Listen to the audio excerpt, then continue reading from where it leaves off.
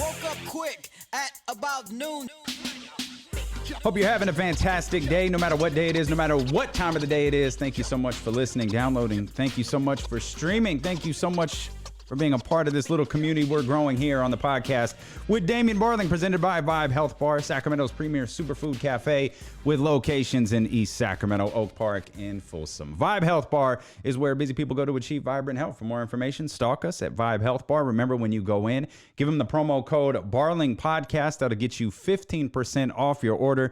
You can enjoy all of the foods, acai bowls, and smoothies, as well as pressed juices that they got there. Plenty to get to here today. Lots of rumors. Andre Iguodala's got something to say, and he wants us all to listen. This is good stuff here. You'll hear that coming up. More rumors surrounding the Houston Rockets. I think I got new music for the Houston Rockets. See, I was goofing around yesterday trying to come up with elements that I could add to the show to make it more fun. And I've got theme music. It's the theme music from an old TV show, but it always sounded like a blooper reel to me. And it's not a knock on the show. The show was before my time, but it just, well, you'll hear it coming up here in just a little bit. Let's start with Willie Cauley Stein, though. I know that's a weird place to start, given there was no news surrounding Willie Cauley Stein, though his future plans seem to be a focal point of conversation for many of the Sacramento Kings fans. And obviously the biggest conversation is, will the Kings keep him? But what is the dollar figure that he is going to attract when he's out there? What kind of contract will he command on the open market? We know his qualifying offer is in the $6 million range. I know a lot of Kings fans were nervous during the season that perhaps the Kings would overpay for him, keep him around in the vicinity of 14, 15, 16, $17 million, which is, a significant increase over that $6 million. So my man Will Z, who is he's a listener of the podcast, he's our new unofficial statistician here for the podcast. He threw some numbers together, and I was really surprised by him. He had gone all the way back to 2011 and found that there were 140 restricted free agents, and 26 of them signed with a new team. And I thought, okay, that's interesting. But what I really thought we should dive into is what was the contract that they signed versus what their qualifying offer was. Now, we were able to find the numbers in terms of the qualifying offers versus the contract they signed for most of the 26 restricted free agents that signs with new teams, and found that most of those 26 players signed within a $2 to $4 million range of the qualifying offer. So if we use Willie Cauley Stein as an example and say his qualifying offer is $6.1 million, the numbers would say he's likely to sign a contract within the range of $8 to $10 million. Now, the odds also say he's going to sign with a different team. And there are exceptions to this, and they're all very, very notable. Like, everybody will remember these. Chandler Parsons' qualifying offer was $2.9 million. Chandler Parsons signed for 15. Matthew Dellavedova, his qualifying offer was $1.9 million. He signed for 9.6. Tim Hardaway Jr., his qualifying offer was $4.6 million. He got 17. So there's no hard and fast rule when it comes to what players are going to get out there on the market, what they're going to sign for in relations to their qualifying offer. Hell, when Tyreek Evans left the Sacramento Kings and went to the New Orleans Pelicans after his rookie deal, he went from a $6.9 million qualifying offer with the Kings to an $11 million offer from the New Orleans Pelicans. So we're in an interesting year. We're not in I don't think we're in that weird Nicholas Batum 5 years, $120 million deal year, or that, Joakim Noah 4 years, $72 million. I don't think we're in that type of a crazy summer, but there are 12 teams that have at least $20 million in cap space. There are several teams that have well over $20 million in cap space. So I don't think money is going to be thrown around at a crazy level, but what we do know is, and this is something that we've talked about here all week, Kevin Durant, just moments before we started recording here on this podcast, he declined his player option of $31.5 million, and he's going to become an unrestricted free agent. There's nothing surprising about that. It has been made clear From the moment it was announced Kevin Durant has an Achilles tear, and from the moment we all knew that Kevin Durant wasn't going to play a single moment of basketball next year, we all knew, or I think we all assumed, and the Warriors stated as much, it doesn't bother us. We're going to offer him a 5-year contract. I believe if Brooklyn has intentions on signing Kevin Durant, they still do. And I think it's been reported as such. Brooklyn, New York, any team that was considering signing Kevin Durant for a 4-year max contract is still considering signing Kevin Durant for a 4-year max contract. Nothing has changed there. But not everybody's going to be able to sign him. So you've got Klay, and there are some good rumors around Klay that we'll talk about here in a minute. And you've got Jimmy Butler. Great rumors surrounding Jimmy Butler right now. Of course, Kawhi Leonard. Now Kevin Durant's official. So you've got Kemba Walker, Kyrie Irving. You've got all of these huge name free agents. And they're not, someone's going to get left out. New York isn't going to get a guy they want. Indiana, we talked about them. I thought Indiana was going to be a great landing spot for Al Horford. All signs seem to be pointing towards the Dallas Mavericks or the Los Angeles Clippers. And I'm still very much of the mindset while we're talking about the Sacramento Kings, because I know that Al Horford is a topic of discussion amongst Kings media or Kings fans. I could be wrong. But I really think Al Horford already has his new deal. I know you can't sign, and I know you're not supposed to talk until Sunday at 3 p.m. our time, or 3 p.m. East, Western time, Pacific Standard Time, I should say. I know we believe that that's the start of all this. It's not. Like, conversations are being had. I think Al Horford already has his landing spot. I don't think you opt out of a $30 million deal with the Boston Celtics unless you're really, really confident you're going to get a long-term contract. And when I say really, really confident, I mean someone has told your agent, someone in that organization has told your agent, yes, Sunday. I expect one of the first deals that we hear on Sunday to be Al Horford's.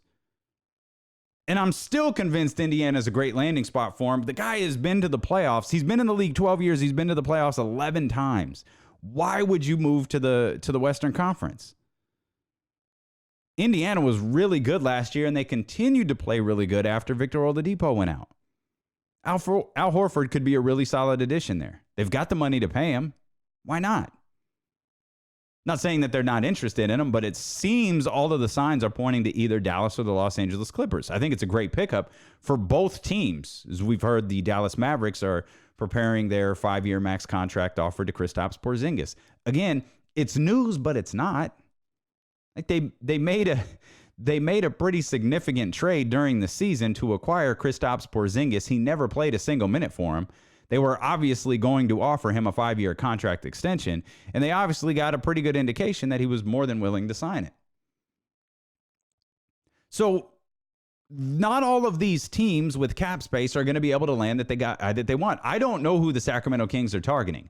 I've heard some people associated with the Sacramento Kings, or some people who cover the Sacramento Kings, say Vujacic is definitely an option. Okay, great. James Ham told us, I don't really know that he is. Okay, I trust Ham as much as I trust anybody else. I trust Ham as much as I trust the people who I've heard say, I think Vujacic is still on the table. I think it's still an option. Okay. Everybody's got different sources in this business, but that doesn't mean because the Sacramento Kings are targeting him that they're going to be able to land him.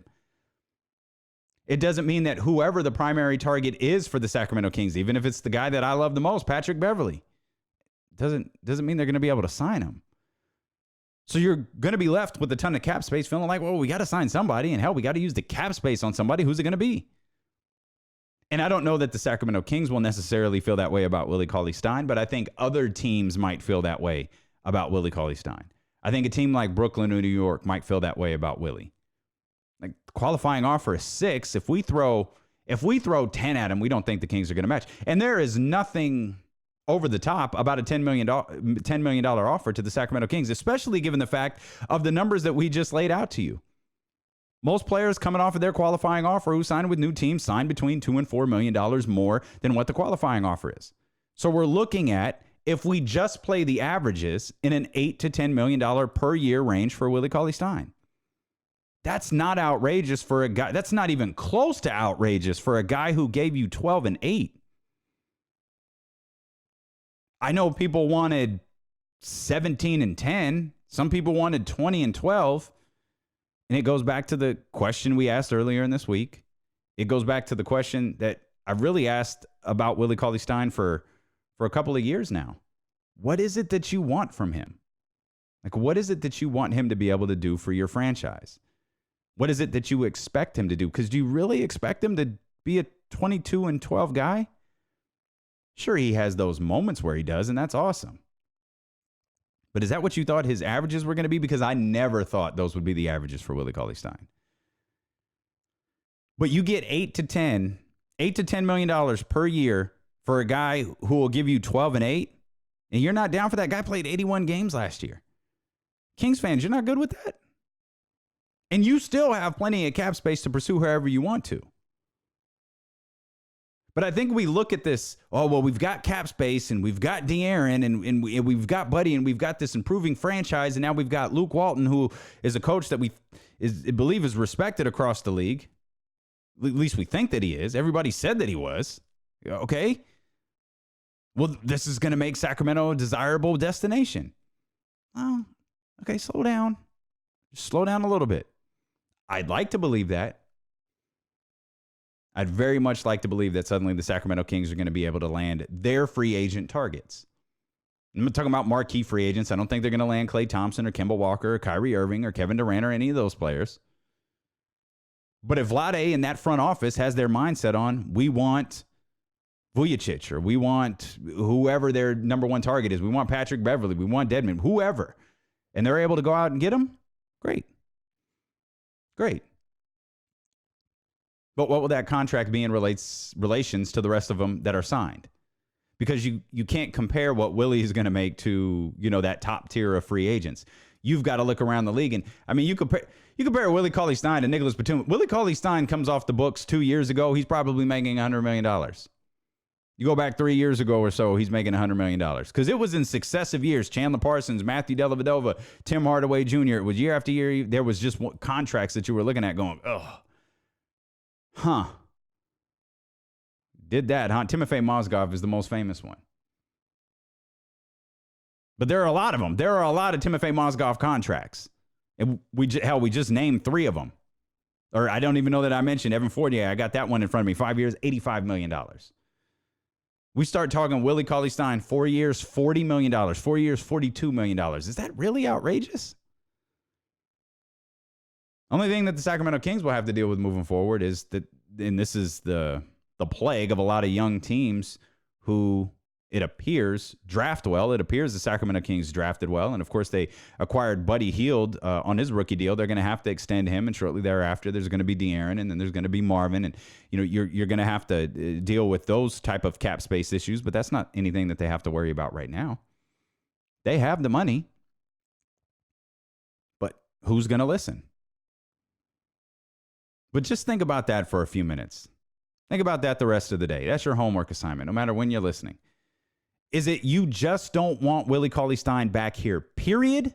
You want him gone? You want that you want to justify your energy argument that his energy is bad and he's lackadaisical and his body language is bad. You don't want him in a Sacramento Kings uniform. Or you don't want him in a Sacramento Kings uniform at the price that he was talking about earlier in the season. When he was talking about, well, I want to go out there and I want to get my $100 million. How do I go do that? How do I get that big contract? That's what I'm looking for. Is that what you're concerned about? And think about that the rest of the day. I told you I was goofing around yesterday, coming up with different ideas, different elements to add here to the show. I think this might be my new favorite one. We're going to add some theme music every time we get some rumors out there. And there are some rumors floating around. This one courtesy of Adrian Wojnarowski. I don't even know if this is a really good rumor. By the way, I guarantee you, if my partner Jason Ross is listening to today's podcast, this song is going to be stuck in his head the rest of the day. He's going to be running around singing the Timex Social Club for the rest of the day. So Jason, if you're listening, you're welcome. Adrian Wojnarowski said yesterday that Klay Thompson would be very open to a meeting with the Los Angeles Clippers if the Warriors don't offer him a max. Now, that's a good rumor. See, that's got some juice on it, though I don't think it has any substance to it. While no one, you don't doubt Woj. Woj is the best in the business. And he obviously, I think this was put out there for a reason, probably by someone in Klay Thompson's camp, is just a firm reminder, hey, Warriors, you might want to priority number one at, 6 p.m. Eastern time, 3 p.m. Pacific Standard Time on Sunday.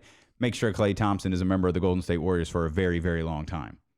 But I feel like they already said that. That's what kind of caught me off guard when I was reading this from Adrian Wojnarowski. I think he said it on that show that he did as well with Zach Lowe yesterday on ESPN, that free agency special.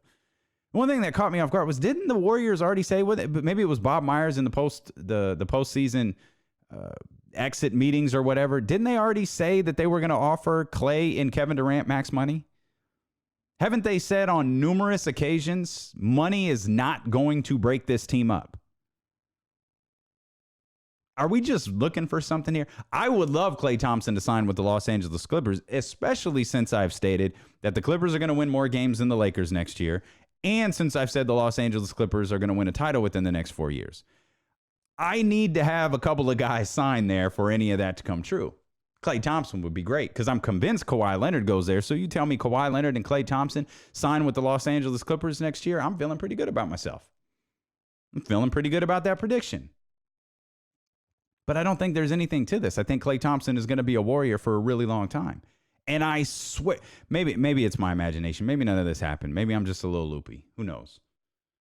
But I swear that the Golden State Warriors have already said money's not going to break us up. We know Klay's not playing next year. We're going to offer him a deal. We know that Kevin Durant's not playing next year. We're going to offer him a deal. Kevin Durant declining his player option of $31.5 million is nothing surprising. People were saying, oh, pick that up, make your $31 million, rehab, stay with the Golden State Warriors, be around the Golden State Warriors, and then hit free agency next year. Why bother when you can sign a 5-year contract and you don't have to worry about hitting free agency again? Why bother if you can sign a 4-year contract and not have to worry about anything other than rehabbing? Because if you're rehabbing on this player option for $31 million, those free agency questions are lingering around all through the season. And in the next offseason, we're doing this all over again. I don't think KD wants to do this again. Honestly, I don't think Kawhi Leonard wants to do this again, which is why all the talk about a 1-1 in Toronto. Well, hey, run it back. If it doesn't go well, you can opt out after that. Kawhi Leonard is coming off an injury that kept him out virtually the entire season. And as much as bitter Spurs fans want to believe that injury wasn't real, it very obviously was. And it was enough for the Toronto Raptors to very closely manage every single thing that he did last year. You think he's going to sign a 1-1 and risk something happening to him again? And then he enters free agency and either he has to opt into his deal because he doesn't have any suitors and he has to stay with the Raptors another year and have a prove himself moment? That doesn't add up to me at all. Maybe you could make I know LeBron had kind of popularized that after his stint in Miami and he came back to Cleveland and he kept doing the 1-1s, and the argument that was used at least publicly from his agents and from his team were that he's going to put pressure on the team. He's going to put pressure on David Griffin and the Cleveland Cavaliers and Dan Gilbert to consistently be good. You're going to have to make moves every single year to keep me interested in staying here. He also knew the collective bargaining agreement.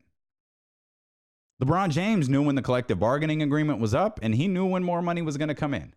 He knew when he could capitalize on the next influx of money that was coming in through the CBA. He did all of that, and I think everything that LeBron James popularizes, it's thrown out there at other players. Well, Kawhi Leonard could sign this 1-1. That makes no sense for Kawhi Leonard. Well, he gets a chance to run it back with Toronto, and Masai Ujiri said he's going to stay in Toronto. Okay, get a chance to run it all back and do it again. Great, except for the fact he missed the entire season the year before. Virtually the entire season the year before. That 1-1 doesn't add up. So if you're Kevin Durant opting or declining, I should say, your player option, that makes perfect sense. Sign the long-term contract extension or sign a long-term contract if you're signing with a new team. You're going to miss one of those years, and then you've got the next 3. Go from there. But all this 1-1 stuff to me is crazy. I don't think that's going to happen. And I don't think Klay Thompson is going to the Clippers. As much as I would get a kick out of that, I don't think he's going to the Clippers. I think he's going to be with the Golden State Warriors. And if I were to guess, two of the first I believe Al Horford is going to be the first contract that is announced. The second one may very well be Klay Thompson and the Golden State Warriors. And there's going to be a few contracts. There's going to be the 301 deal. There's going to be that 1 minute after. And I guarantee, I would bet money that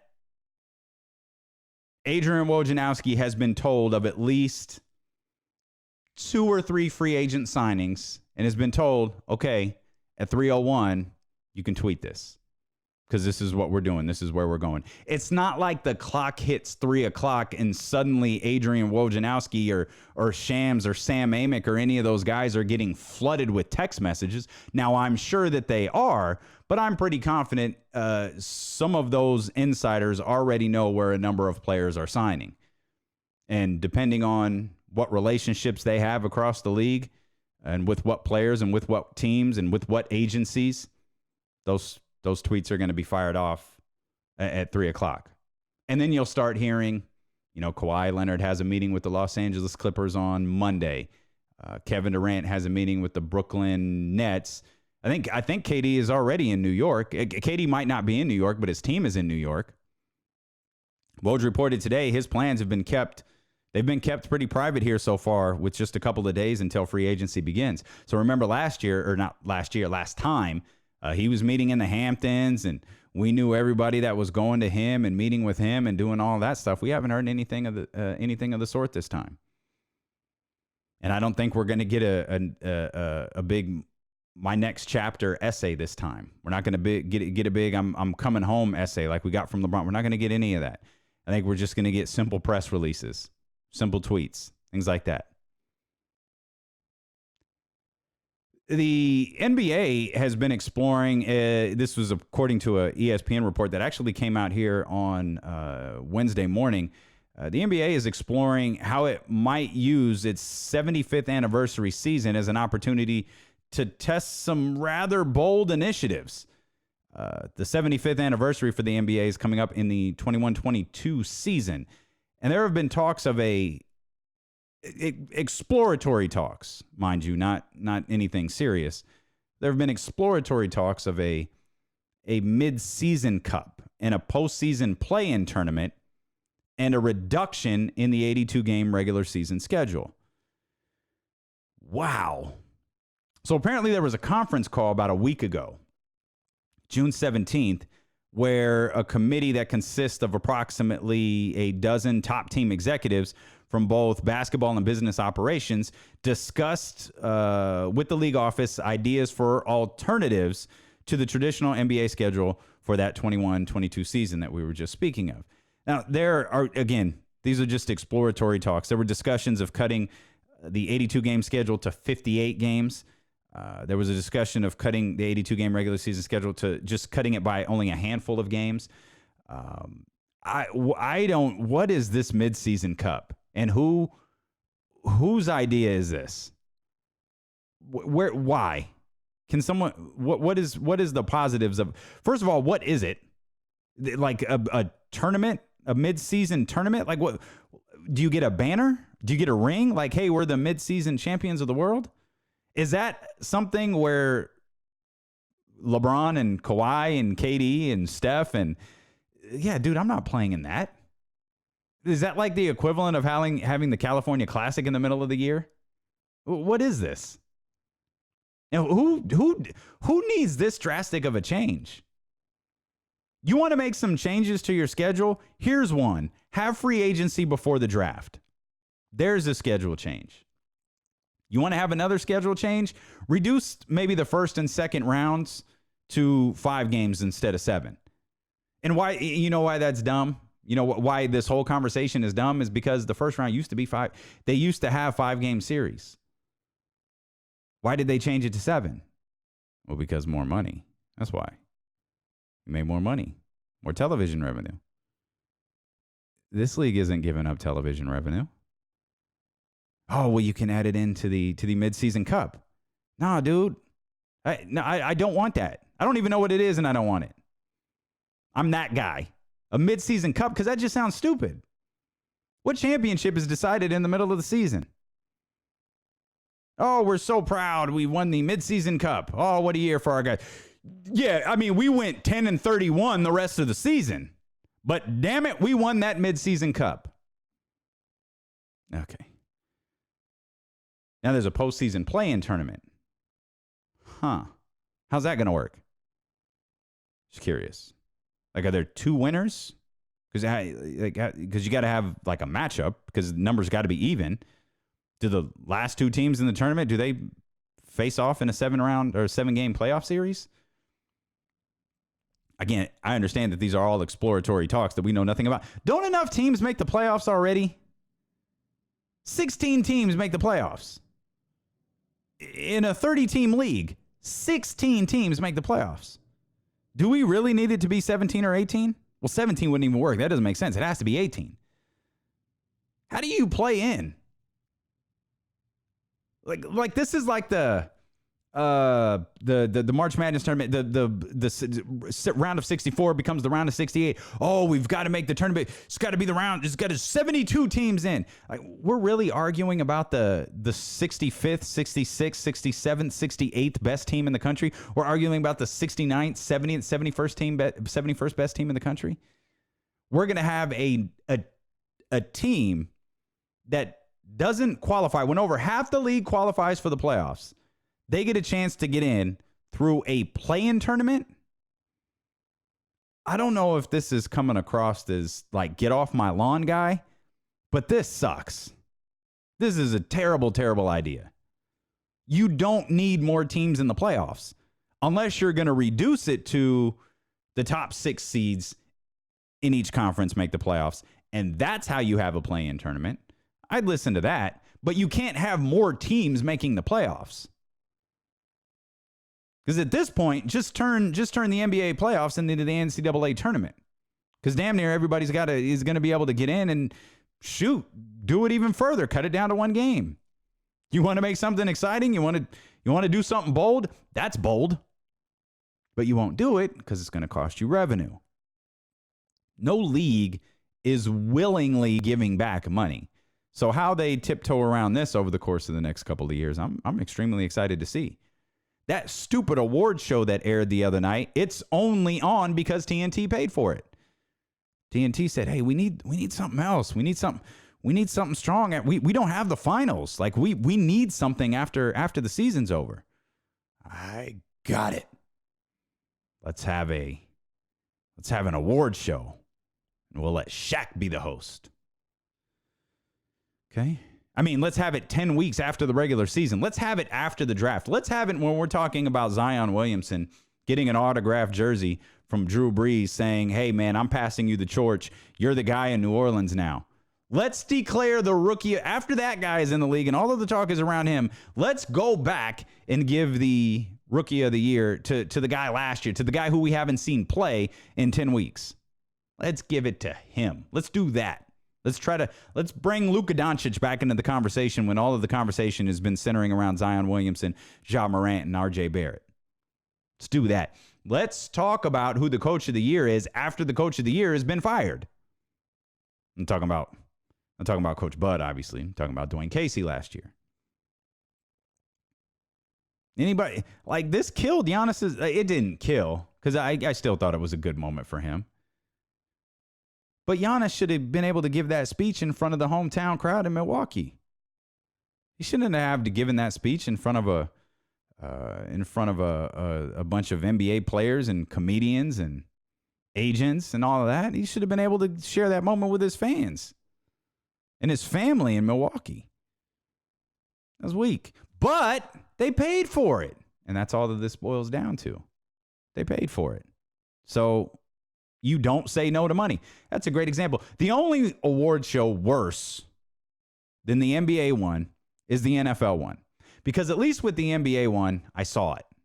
And I remembered. The NFL one takes place the night before the freaking Super Bowl. I can rarely remember who actually wins the MVP because it's handed out on a night where you're only talking about what's going to happen the next day.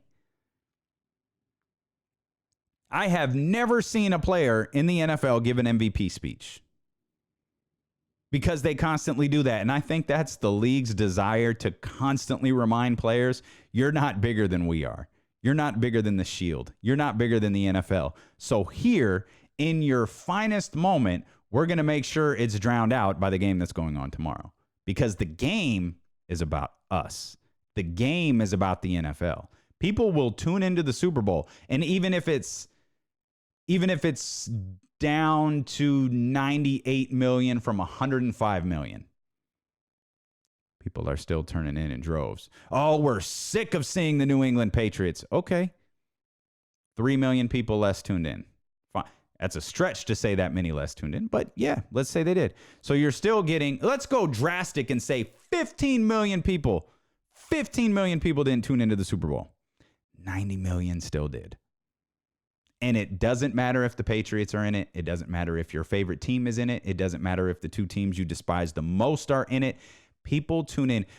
The Super Bowl is a non-sports fans sporting event. Everybody watches it. You either watch it for football, or you watch it for commercials, or you watch it for the halftime show. But you watch it. And that is about the NFL. The night before, when they hand out their MVP trophy, well, that's about the individual, and the NFL doesn't want the eyeballs on them. Because the week before the Super Bowl, the weekend before the Super Bowl, nothing's happening. But what the Pro Bowl's happening now? Nothing of consequence is happening. You could have the awards show then. But they choose not to because that gives you way too much time to talk about the individual. It gives you way too much time to talk about how great Patrick Mahomes is. Gives you way too much time to talk about how great of a season Matt Ryan had, or Tom Brady, or Peyton Manning, or whoever else wins MVP awards in the NFL. I should say whatever other quarterbacks win MVP awards in the NFL. You don't want to spend too much time talking about them because you got to talk about the Shield. You got to talk about the NFL. You got to talk about the Super Bowl. Such a waste. It's the only award show worse than the NBA one. Absolutely terrible. Mid-season cup. Stop it. Who wants that? Who wants a mid-season cup? Raise your hands. Just collectively put your hands up. All right, you can put your hands down. Coming up this Saturday at Vibe Health Bar in Folsom, you can meet UFC featherweight and Team Alpha Male member Josh Emmett from 2 to 4 p.m. Go by, grab some incredible food and drinks, family fun, autograph signings. UFC Sacramento is coming up on July 13th, and Josh is preparing by fueling up at Vibe Health Bar, which is a staple for many in Team Alpha Male, including the Hall of Famer Uriah Faber and Cody Grombrand as well. Make sure you use the promo code Barling Podcast anytime you visit any of the 3 Vibe Health Bar locations in Sacramento. They got one in Folsom, East Sac, and they got one in Oak Park as well. Promo code Barling Podcast gets you 15% off. And while Josh Emmett is going to be at the Vibe Health Bar in Folsom on Saturday, he's going to be with the podcast coming up here on Friday. So make sure that you are locked in here with us. I had told you I had some new theme music. So I had specified it's theme music just for the Houston Rockets, but it's not. I had always thought this was like clown behavior theme music. Like every time I thought of something, and this isn't a knock on the show, it's just I don't know, I just didn't visualize some type of blooper happening whenever I hear this. And maybe it's because I'm picturing Fred Berry like just non-gracefully running down the street with a basketball in his hands, and I know this is over the head of a lot of people listening. This is the theme music to the old TV show What's Happening? And it was before my time. I saw it on reruns. Probably saw it on BET. I have no clue what network I saw it on. But I'm familiar with it, and every time I hear this, it just sounds like it's introducing some sort of blooper to me. So my idea now is anytime we talk about clown behavior, we're using this theme music. And I feel like every time we talk about the Houston Rockets, we're talking about clown behavior. So the latest rumor out there surrounding the Houston Rockets is that they're planning to recruit Jimmy Butler. Like, okay, that's not necessarily clown behavior in and of itself. though I'm fascinated by many different aspects of this thing, because you're going to take an obviously volatile locker room with James Harden and Chris Paul in it, and you're going to add Jimmy Butler, who gives zero fucks about everybody. I'm allowed one F-bomb, by the way. I've made it a rule, one F-bomb per week, and I just used it on Jimmy Butler. I'm allowed one. You're going to add Jimmy Butler to James Harden and Chris Paul. Oh, that's a great idea. Not only is that a great idea, but you have to do it in a form of dealing that is virtually dead in today's NBA. Not completely dead, just virtually dead. The sign and trade. You have to get the Philadelphia 76ers to sign Jimmy Butler and receive, and you have to give up assets already on your own team. Now, we know that the Rockets are ready to clear space because this isn't James Harden's fault. It's not Chris Paul's fault. And obviously, it's not Mike D'Antoni's fault either. You know who the problem is? It's Eric Gordon and Clint Capella. It's their fault. And what's interesting about the Philadelphia 76ers, this might actually work out well for them because they're in a bit of a pickle. They have salary cap issues that they've got to deal with, and I don't think they're going to be able to re-sign everybody. They're not going to be able to re-sign important parts. Like, is J.J. Redick going to be able to re-sign there? Then you've got the extension issues coming up with Joel Embiid and Ben Simmons and all those guys coming up in the very foreseeable future. So you've got issues that you've got to deal with in terms of your salary cap. Perhaps doing this sign and trade could help you, but you would need a third team because you can't take back Clint Capella and Eric Gordon. You have to take back some form of expiring contracts, draft picks, and perhaps, just a sprinkle of garbage here and there. Oh, wait a minute. You need a third team, huh? A third team with cap space. And you got Clint Capella out there. Anybody think of a team with cap space who could perhaps use Clint Capella? Hell, they could use Clint Capella and Eric Gordon. The Sacramento Kings might be the ideal third team in this situation. Clint Capella can get up and down the floor. He can run with De'Aaron Fox. He's a significantly better rim protector than Willie Cauley Stein is.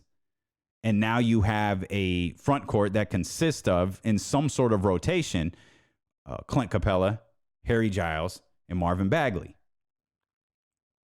Now, if Eric Gordon were able to make his way to the Sacramento Kings in that sort of deal, I don't think that would work. I think Eric Gordon would probably wind up on whatever the third team would be, and the 76ers would get back some sort of expiring contracts and or low money deals, or a combination of all of that plus some draft picks just to give them some breathing room this year and to give them significantly more breathing room heading into next year, where they're going to have to start negotiating contracts for players on their own roster. Now, granted, you can go over the cap when you're re-signing your own players. We already know that. It's just whether the Philadelphia 76ers want to or not. Because Houston did this. Houston, they went out there and they compiled a team that everybody believes was capable of beating the Golden State Warriors. And I'm not talking about the one this year. I'm talking about the one last year. But then they didn't want to go deep into the cap. They didn't want to deal with that luxury bill. So Trevor Ariza, guys like that, you gone. Like, hey, can't help you. You got to go. And then Fertitta comes out and bitches and complains that losing on your home floor is unacceptable against the Golden State Warriors without Kevin Durant. Yeah, man, so is not spending when you believe you have a championship team. I don't know how this happened, man. I honest to goodness don't. I don't know how my disgust for the Rockets, I feel like it keeps growing. I said to someone yesterday, I will celebrate every year the Rockets get eliminated from the playoffs. Whether it's game 4 or game 7, whether it's the first round or the NBA finals, I will celebrate every time that they lose. I don't know why. They never did nothing to me. I just have this, I don't know if Daryl Morey rubs me the wrong way. I don't know if all of this bitching about the officials. I don't know if it was my Russell Westbrook over James Harden battle that I got into. I don't know what it is. I have a ton of respect for Mike D'Antoni, though I think he is what he is. He can't win a big series. He's a great coach. There's no denying that. He just can't win anything meaningful.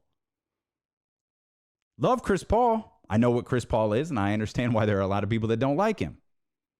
But I love his game. And I'm not of the mindset that his contract is, oh, it's just god awful. It's not yet. It might be. It might be. But I don't think it is yet. Like, Chris Paul's not a scrub. We've been over that before here on this podcast. But for some reason, every time I see the Rockets in the news, I just want to throw something. And part of me is really hoping, one, because I do think the Kings are the perfect third team in a potential deal here. Or in a potential, sign and trade, or something that winds up with Jimmy Butler headed to the Houston Rockets, and something that winds up with the Houston Rockets clearing Clint Capella and Eric Gordon out of their roster or out of their lineup. Eric Gordon's he's a good ball player. I mean, I assume Jimmy Butler will just slide right into his position. Eric Gordon, believe it or not, this is according to Second Spectrum. Eric Gordon made the fourth most catch and shoot three-pointers last season. He had 173.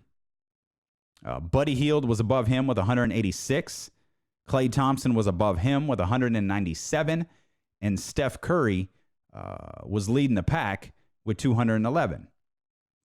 The one really good thing that this deal, I mean, I'm sure there are a number of good things that could work out for the Houston Rockets in this deal, and I'm only focusing on the bad. But there is one very obvious on-the-court thing that makes a Jimmy Butler addition to the Houston Rockets a major, major deal, and that is the fact that the second he puts on the uniform, he is automatically, in that moment, the best defender on the team.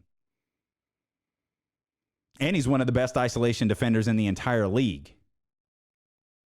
So I understand that there are positives for this. Also, according to Adrian Wojnarowski, the Sixers plan to be aggressive in signing Butler to a new deal.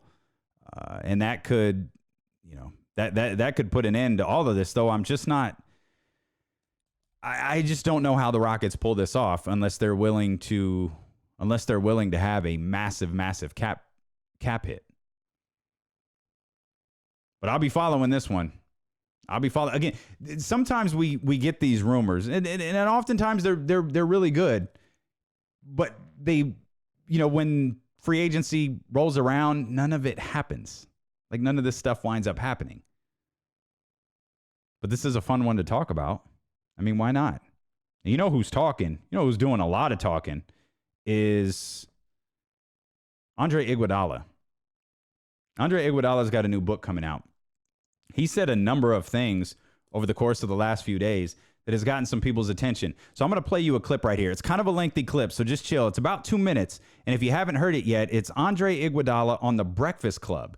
And he's talking about The Breakfast Club as a hip-hop radio show. I think it's on Power 106, if I'm not mistaken. But it's he's sitting down. He's talking about a number of things. But he's talking about, in this case, Mark Jackson. And Mark Jackson not being a coach in the NBA. So take a listen to Andre Iguodala here. Then nobody ever gave him a chance again, which seems weird. Just the politics of it, man. And when you say politics, what do you mean? I know they used to be upset because he was too religious, they said. Did he make y'all go to church? That was a rumor that he made y'all go to church. No, he didn't make Sunday? us. He didn't make us go to church. Like, he offered it to us, and we all went as a team because we got a team bunch of believers. So we went to church. Like, we was going to church regardless. Mm-hmm. But it was the politics, and then you know how it is once they want you out, they gonna find something. So he had church in the facility, like on Wednesday. Sometimes he would stream his church service from the facility. During practice? No. Like at night, like Wednesday night service. He'll just set up a computer in the facility, and he'll just preach, and then his congregation can stream it from at home or from the church. So if y'all was on the road, he was preaching from wherever he was. Well, on the road, I don't know. I know at home he did. It'd be like at 7 o'clock at night, so nobody was in there. Mm-hmm. And then, one particular issue was, from what I heard, was his views on gender or marriage or what the Bible said on your sexuality. Okay. And our head of our business, who he just went in the Hall of Fame, he was he was the brains behind All-Star Weekend. Like, this dude, he created the All-Star Weekend. Rick Welch, like, genius business. And he celebrated as one of the top execs in sports on the business side. And he's gay. Mm-hmm. So there was conflicts with that was, widespread. Everyone was talking about that. And it's interesting. Someone mentioned it to me. He was like, when people can express themselves, but are you allowed to express yourself that you don't agree with it? You should accept it because we should all accept each other, but it's like we're afraid to really say our beliefs. Now, like you may not believe in something, but you still embrace that, or you have respect for them, or it's as long as you don't disrespect them or judge them. You think Mark Jackson is blackballed from the NBA? I do, yes. Really? Yes. So again, that is courtesy of the Breakfast Club right there. Andre Iguodala, his new book out, The Sixth Man. That's what we've always heard. I don't know if Andre Iguodala is the first person to say that on record, but that's something that we had always heard. We never really said it freely and openly while we were doing with the lowdown, because no one had. You hear stuff, right? Like you hear rumors about why things happening. Now there's a lot of other things that Andre Iguodala didn't touch on right there, because I think the crux of the issue is everything Iguodala just laid out right there. But there are also a ton of stories about Mark Jackson undermining management, undermining the front office. There's a lot of talks about him being extremely difficult to deal with and having difficult and problematic relationships with his superiors. And those things combined with everything else make their way around the league. And I don't think it's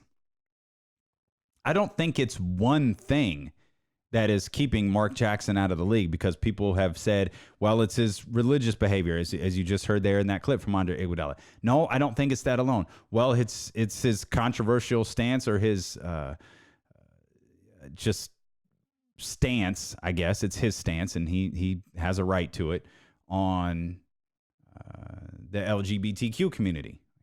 Okay, I don't even think it's that alone, because I don't even know if what he said has ever been made public before. So until it is, like, it's not like there's going to be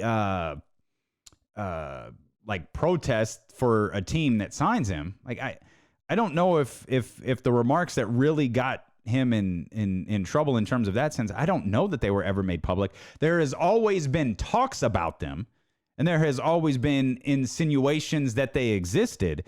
I don't know if the word for word remarks have ever been made public. So I don't think it's one thing that's keeping Mark Jackson out of the league. I think it's a combination of things.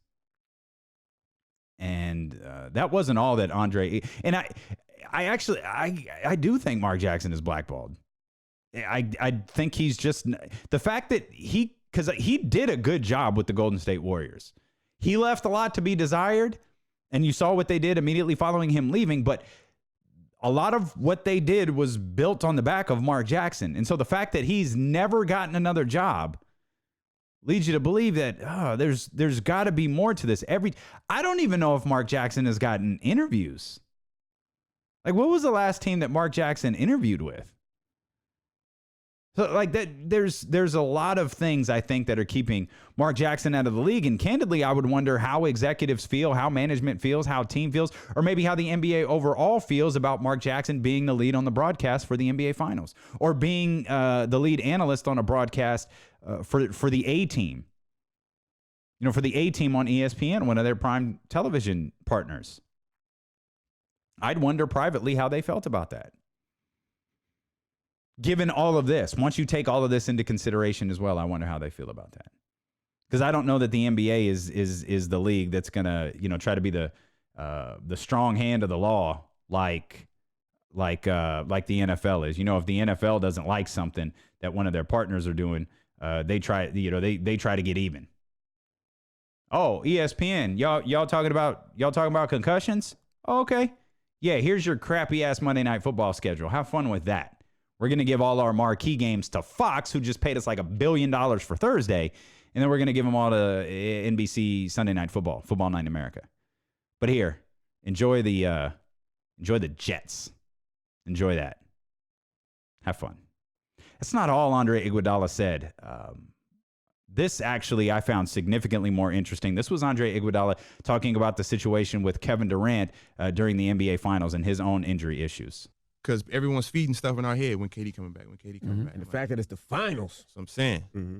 Last year happened to me. Mm-hmm. I missed the last 3 games of the Houston series. It goes to Game 7. We barely get out of that series. And now they're looking at me like, when you coming back? And I had a fractured leg. But it's being put out there like he got a bone bruise. I'm like, no, it's fractured. But I'm fighting with the team. I'm fighting with people. I'm fighting with the media. And then my teammates ask me every day, how you feeling? How you feeling? So with K, he getting it from everywhere too. Like, how you feeling? How you feeling? Not just from, you know, the team, but from family or from, you know, people close to him. You know, this our moment. This our stage. You know, Right. This don't last forever. And what they'd always say in sports, oh, he was a tough guy. He played through injuries. You know, you're validated as an athlete if you win a championship or how tough you were. Mm-hmm. You know, if you sit out, it's like, he's not tough. Like, you think about it, the history of sports is all about people's perception of you, and they want to get their gratification through you for themselves, and that's just the way of sports, you know. It's kind of your fault a little bit too, though. It's true. Again, that's Andre Iguodala there on the Breakfast Club talking about the situation with Kevin Durant and his own situation there with the Golden State Warriors. This is an interesting little nugget to drop on the eve of free agency. Because if you start dealing with an organization that you're not sure if you can trust, and I've always said, being around sports for the last 10 years or so and being around professional franchises, you never, ever, ever go with what the team doctor says. In my opinion, you never, ever go with what the team doctor says. You always get a second opinion. You always get a second opinion from a doctor who is not associated with that franchise at all. I remember in Connecticut, I watched a team doctor lie to a coach. I watched a team doctor lie to a general manager. I watched a team doctor lie to the media. I watched a team doctor tell lie after lie after lie after lie until we went to see the Boston Celtics team doctor. And suddenly it was like, yo, there's a problem here, and this problem needs to be addressed, and here's how we're going to do it. And a full written report comes back and goes to the Connecticut team, the Connecticut WNBA team, and suddenly it's like, you said there wasn't a problem, but the Boston Celtics team doctor said there was. So why is that? Why are you in such a rush to get one of your players back there on the court when a completely neutral party is like, no, there's a problem here, but here's how we can address it? Then you've got other team doctors. Had this situation here in Sacramento. Doctors, the way they solve everything is, oh, just have surgery. Oh, we'll just go in there with a little scope. We'll just search around, put a little vacuum in there and clean everything up. Nah, man. Like, wait, why? I just don't believe in that. The scope surgery I find just baffling. Because it's like, okay, we don't think we don't know what's wrong. So we're going to cut you open. We're going to put a camera in there. We're going to search around with a camera. We're going to put a little vacuum in there and go clean up any particles, do a little dusting, get it all nice and clean. And then we're going to stitch you back up, tell you in 4 to 6 weeks you'll be fine. You can get out there and go play. Even sooner than 4 to 6 weeks. There was a doctor here in Sacramento that was pushing Kara to get a scope just because her knee hurt. Oh, your knee hurts? Let's get a scope. No, man. Like, what? Surgery? For what? What are you going to get surgery for? Just because? No. Remember asking Dawn Staley. Dawn Staley had a scope a couple of times, head coach at the University of South Carolina. They tell you 4 to 6 weeks you can be back. Like, when do you feel normal? Oh, you don't feel normal for like 4 to 6 months. 4 to 6 months, you're starting to get comfortable, but normal, like you're talking a year. And these are situations that DeMarcus Cousins and Kevin Durant are going to be dealing with. This situations John Wall is going to be dealing with. That's why I feel like John Wall isn't coming back. Now, these aren't scopes. These are Achilles. If you go in with a scope and they tell you your projected time of return is 4 to 6 weeks, and you don't feel normal, you don't feel like a regular basketball player for 8 to 12 months after a scope, what do you think it's going to be like after an Achilles surgery? These are the mental hurdles that they're physical hurdles, of course, but when those guys get down out there on the floor for the first time, or even for the first month or the second month, and it's like, man, I can't do what I did. That's why the best thing for Kevin Durant is this, it's horrible that this injury happened to him, but it happened in the playoffs. It happened in the finals, and now you've got a full year. You don't have to step on the court next year. And you're going to be able to train and play basketball from June, July, August, September, October, and the regular season gets going there. You're going to have 5 months of being able to play serious basketball and start to get a feel for yourself. You're not going to have to do that during the regular season.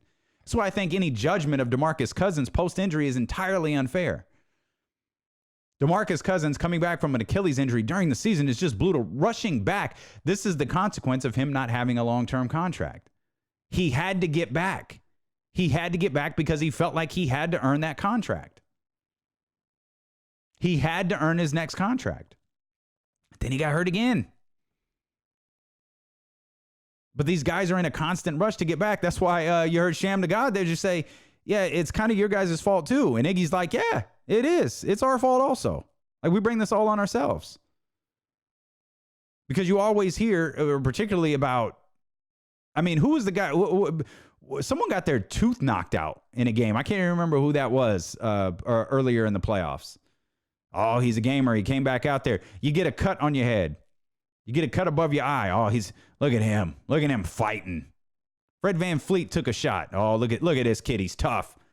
That's how we measure toughness by whether guys stay in games or we talk about hockey players. He played with a broken jaw. Oh, that's spectacular. Yeah, it also sounds stupid. Because doesn't that make like a potential concussion? Doesn't that put you in a really vulnerable state? Oh, but they're hockey players. They're the toughest guys in the world. He skated with a broken leg. Like, what? That's dangerous. What are you doing? But that's how we measure guys, right? That's how we measure toughness, is whether they play through injury or not. We measure greatness by championships. We measure toughness by whether you play with injuries. It's crazy. It was cool that Iggy acknowledged, yeah, it's our fault too. You want to connect with the show, you can, 916-888-5898. If you're new to the show, welcome. Appreciate you being with us. It's a podcast that we do every single day. It's a daily sports podcast. We try to treat it like a radio show because I used to have one and now I don't. But this is it right here. It's the podcast by Damian Barling, presented by Vibe Health Bar. Again, 916-888-5898. The NFL, and you may have gotten some news on this by the time you're listening, the NFL is meeting with Tyreek Hill today. Many believe a suspension will be handed down, though I'm not sure. I'm not excusing Tyreek Hill. I just don't know what the grounds of the suspension are going to be. Not that it matters, because this is the NFL, and the NFL has been known to pretty much do whatever the hell that they want to. The NFL's penalized players without formal charges being filed before, or without an arrest being made. And that's been the situation with Tyreek Hill. There were no formal charges.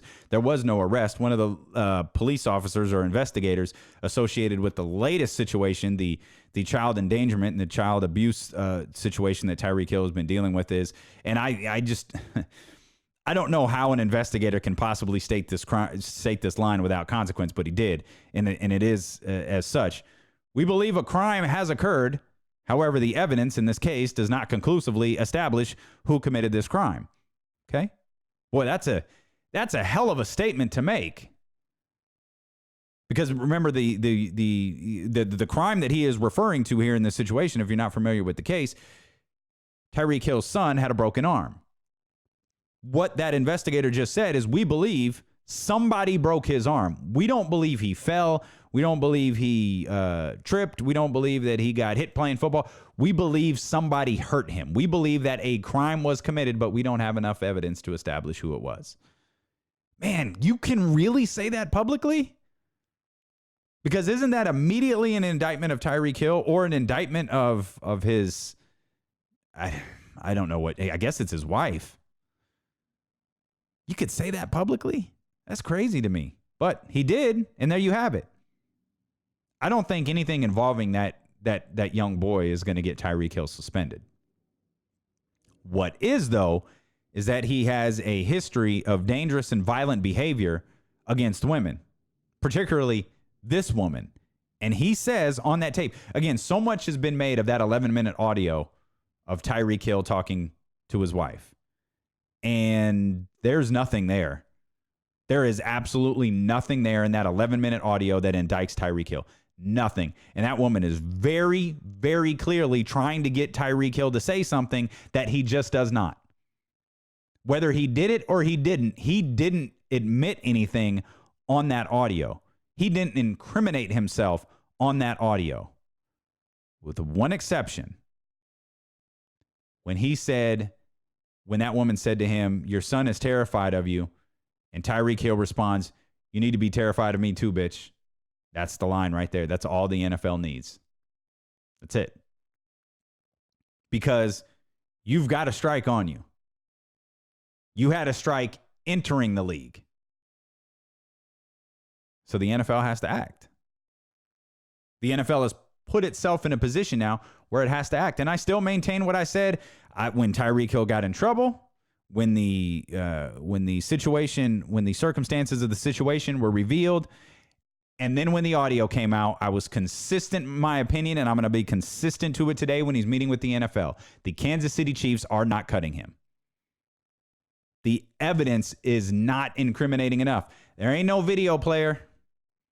There's no video of him breaking his son's arm, and you know video is everything in 2019. You ain't got a video? Bye.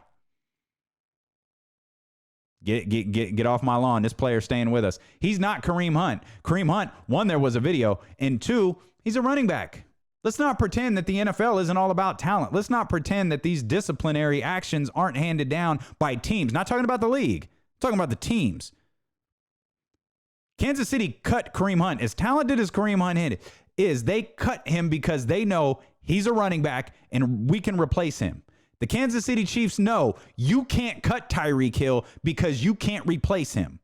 You can't replace what he does. You can't replace what he does for your MVP, and you can't replace for what he does for your special teams. Kansas City knows that. Kansas City watched Cleveland pick him up. Their former general manager. Within weeks of him being cut, they watched him right away. Oh, and they've handled everything as best they could so far.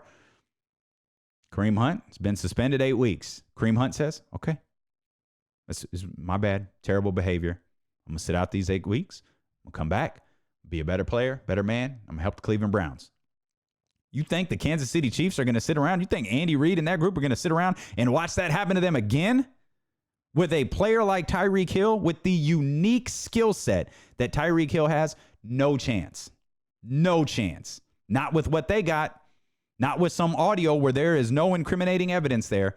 It's tasteless. It's gross. And hell yeah, Kansas City should be worried. The NFL should be worried because the next time Tyreek Hill acts on that threat that he gave his wife or his girlfriend or whatever the hell she is, the next time he acts on that, that's going to be a huge problem for Kansas City. Well, they'll have no choice but to cut him. And that's going to be a huge situation for the NFL that they're going to have to deal with.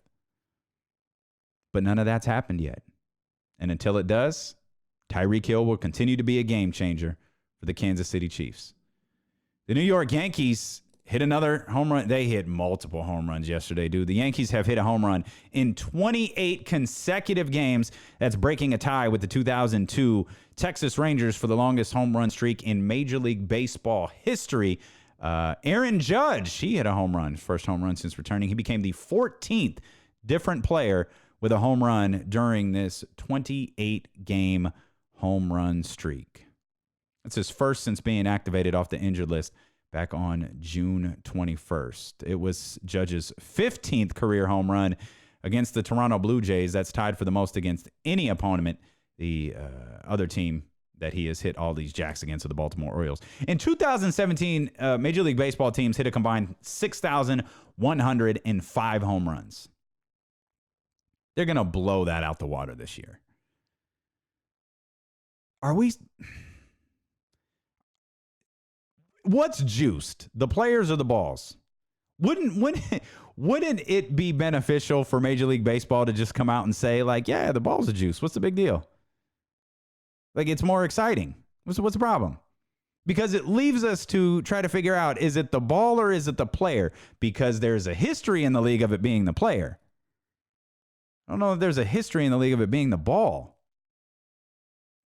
Maybe there is. They just haven't acknowledged it publicly. Maybe you should acknowledge this. Rob Manfred hasn't done much right this season. You might want to get out in front of this one. Because just these random increases in home runs is just pretty crazy. Especially with a league that has so much skepticism about it.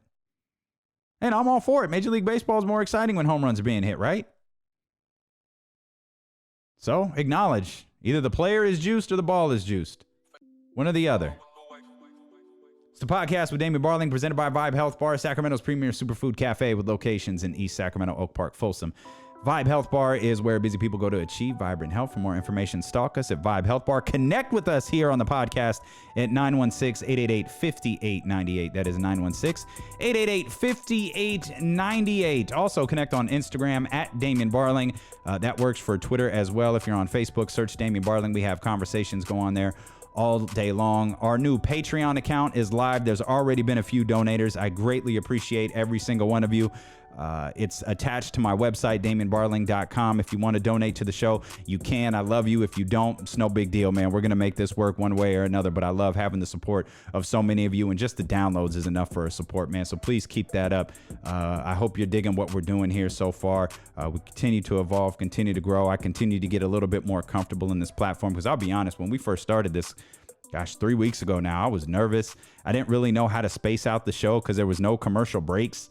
You know, there's just those things that you used to have in radio. They're just not there anymore. I didn't know how long to make it.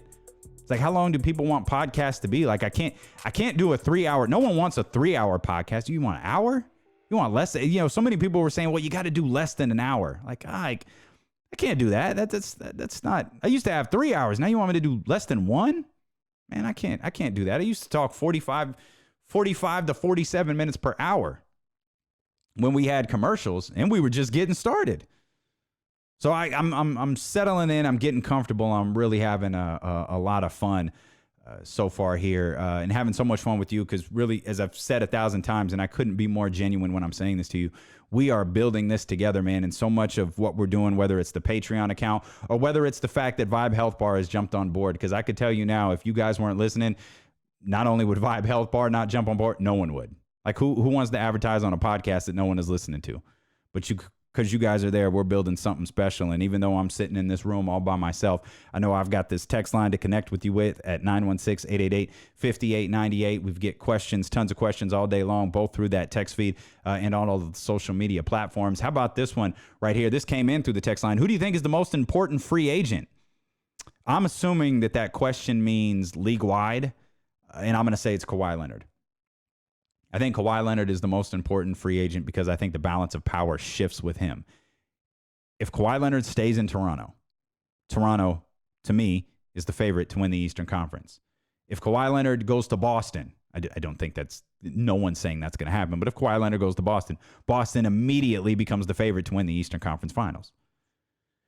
Because of what's going on with the Golden State Warriors, because Kevin Durant won't play next year for them. He may not play for them again, because Klay Thompson won't play for them, at least for the most part of next year.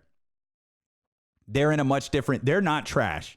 Anyone who thinks that they're just going to be completely, they're going to be struggling for an AC. I really don't believe that's the case.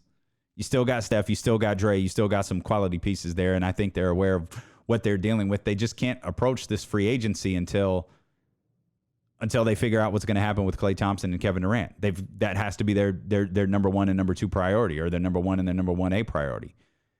I believe the West is up for grabs, and I refuse to believe that it's the Los Angeles Lakers. I just don't think it is. I think it's the Los Angeles Clippers. And if Kawhi Leonard signs with the Los Angeles Clippers, I think the Clippers immediately become at least up there with the Los Angeles Lakers, depending on what they do over the course of the next few days, up there with the Houston Rockets, depending on what they do over the course of the next few days, because Las Vegas never learns and they continue to instill Houston Rockets with good betting odds. I like Kawhi Leonard as the guy who kind of shifts the balance of power in the NBA. He stays in the East. That Eastern Conference team is a favorite to win. If he comes out west and joins the Los Angeles Clippers, which I've always believed he's going to, the Clippers are immediately going to become a if they're not already a contender, they're going to be a top contender for the Western Conference and perhaps the NBA Finals as well. Another question here. This one was on Facebook. Did you watch WWE Stomping Ground? No, this is from my man Russ. I didn't see it. I haven't watched wrestling. I watched probably half. And remember, WrestleMania was like 7.5 hours. So I watched a good 3 hours of it. And it was so boring. It was so upsetting. It was so disappointing. The finish to the triple threat main event, it was so anticlimactic. I haven't turned it on one time since. Now, I stopped watching after last year's WrestleMania, but I would flip to it on occasions, on a Monday, on a Tuesday. I went to that, was it Raw? That was at the Golden One Center when Vince McMahon and Stephanie McMahon and Shane McMahon and Triple H came out and they did this big proclamation about how everything is going to change. I was there and I tried to tune in. Okay, what's changed? I don't think I'm missing anything. But I haven't pulled the plug yet, though. See, that's my fault. I keep talking about it, and I keep talking about how piss poor all of this is, but I haven't pulled the plug on the WWE Network yet, and I have no idea why. I'm crapping away $9.99 every single month because I don't even watch the archives anymore, which was something that I used to do. I always justified it as, man, I could go back and watch Raw. I can go back and watch, an old WWE event. I can go back and watch, Tuesday Night Titans as the lead into WrestleMania 1, which is actually a really cool watch. I can't remember what episode it is, but one of the episodes of Tuesday Night Titans that they have on the WWE Network shows the entire buildup to WrestleMania 1, and you see all the appearances of Mr. T. There is a hell of a line on there. And this is a pretty famous line that I'm sure everybody is aware of. Rowdy Roddy Piper looks at Mr. T, this is 1985, and says to him, "You're wearing more chains than your ancestors." I heard that the other day because I was watching this a couple of weeks ago. Like, oh man, I had read something about WrestleMania 1, and I think this was the last time I went on the network, and I had logged on. I was like, I know that this episode exists. I got to go find it. And I went back and I watched it for like 45 minutes to build the WrestleMania 1, and I heard that line, and it was like, wow, what a different world it was. Speaking of a different world, not the TV show, but just a different time, I posted an article on Facebook about In Living Color. And that sent me down a rabbit hole where I just had to watch old In Living Color episodes. And you can't stream them anywhere. They're not available on Netflix or Hulu. They're not even on iTunes. And I realized it's because I fired up an episode on YouTube. And I realized it's not streaming anywhere because there's so much music involved. Like the music was a major part of In Living Color, and there's no way that they're going to be able to get the copyrights to all of that. So I don't know that In Living Color will ever be streamed. So watching extremely low quality clips of In Living Color on YouTube is something that I've been doing for the last couple of days. And you remember the two characters, Men on Films and Men on Vacation, and they were just so flamboyantly gay. Those jokes are so much more funny as an adult. Because that show was on when I was 11, like 90 to 94. So I was like between 10 and 14. And I remember we used to quote Antoine the Bum, and we used to do the snap thing that they would do on Men on Films or Men on Books or whatever that skit was with David Allen Greer and Damon Wayans. And those little innuendo lines that they made are so much more funny as an adult. Like, I don't know the last time I watched In Living Color, but watching it as an adult is freaking great. And I remember people were asking after I posted that article, do you think that this show could work? In that article from the Hollywood Reporter, Keenan was like, no. Keenan Ivory Wayans was like, no, there's absolutely no way this could work. He told a story in that article where he said, we used to create fake skits and send them because the censors had to approve everything. So we would create fake skits that were so over the top, it would anger the censors and they would be mad about them for several days. And while they were mad about those, we would sneak in another skit that we thought was really risky, but only a fraction of as risky as the other one was. I was watching a skit where it was like Jim Carrey was he was an old white guy at a golf club talking about don't let us allow black people into our golf club. And up pulls David Allen Greer and Tommy Davidson, dressed in Adidas tracksuits and a golf cart with a boombox on the back. And the tagline for the skit was Jim Carrey was like, if you call now and pledge to keep the Negroes out of our golf course, we'll send you the bumper sticker. And the bumper sticker says, we play on our greens, we don't eat them. It was like, oh my God, how was this on TV? But man, that was 1990. I guess it was a like I said, man, it was a different world. It was a different world back then. But there is no way that show could be on TV. None. A bunch of people sent the article, too, about The Office being pulled off of Netflix in, 2021, going to the new NBC streaming services. Appreciate the heads up, but guys, y'all act like I don't have all 8 seasons on iTunes. Come on, man. We gonna be all right. We're going to be all right. Thank you so much for tuning in, man. I greatly appreciate it. Hope you have fun today. We'll be back tomorrow. As always, I'm sure there's going to be another round of rumors here of NBA stuff to talk about. If you want to connect with the show, 916-888-5898. We will continue to build here, continue to do something special. If you haven't yet, subscribe, rate, review. You know the spiel. I got to give it to you every so. I'm so sorry about that. But subscribe, rate, and review. Do all of that stuff. It is a big, big, big deal for us. We get noticed by iTunes and all of the other podcast platforms. So please continue to do that. You guys have been amazing with it so far. And come back tomorrow because we'll do it again here with the podcast with Damian Barling.